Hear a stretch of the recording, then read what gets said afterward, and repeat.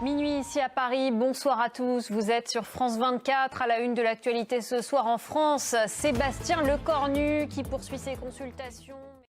Mais d'abord la crise politique en France. Sébastien Lecornu a donc poursuivi toute la journée de mercredi ses consultations. Le nouveau Premier ministre a reçu à Matignon les socialistes, les écologistes, mais aussi le Rassemblement national. Des oppositions qui estiment que Sébastien Lecornu reste très flou sur ses intentions. Lucas de Villepin. Et pour s'opposer aux mesures d'austérité du budget présentées cet été et toujours pas écartées par Sébastien Lecornu, une grande mobilisation est prévue ce jeudi 18 septembre. Pour la première fois depuis 2 ans, les organisations syndicales appellent à manifester dans tous les secteurs et ça s'annonce très compliqué, notamment dans les transports. Regardez.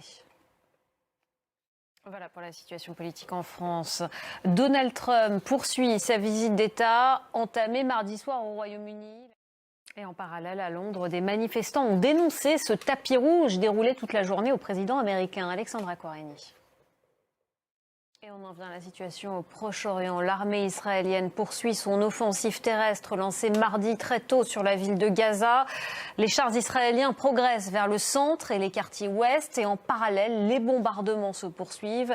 Tzahal qui dit avoir ouvert un nouveau corridor d'évacuation pour 48 heures afin de permettre aux habitants de fuir vers le sud. Regardez.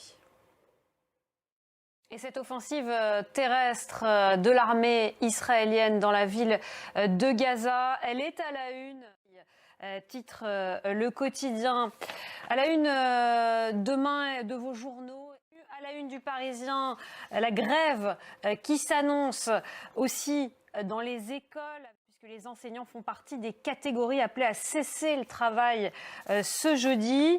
Et puis à la une de Libération, également cette grande mobilisation. Les patrons, je cite, sont en train de perdre la bataille des idées. C'est elle qui le dit. Voilà, tout ça à retrouver demain matin dans vos quotidiens. Vous pouvez avoir une revue de presse complète, évidemment, dans notre matinale sur France 24. Restez avec nous. L'information continue.